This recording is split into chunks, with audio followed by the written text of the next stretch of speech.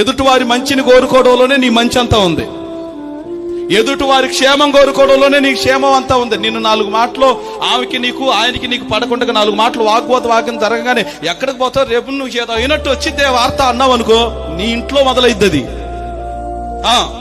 ఏది విత్తుతామో అదే కోస్తాం. నేను మీకు తల్లకిందులుగా తపస్సు చేయమని చెప్పను. ఈరోజు ఒకటే చెప్తాను, మీకు మంచి జరగాలంటే ఎదుటివారి మంచిని కోరుకోండి. మీరంతే.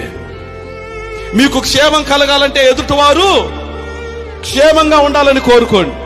మీకు మేలు కలగాలంటే ఎదుటివారి మేలును కోరుకునే వారిగా మీరుండండి. మొదట ఎక్కడి నుంచో మొదలవదు ఆశీర్వాదం, ఎక్కడి నుంచో మొదలవదు శాపం.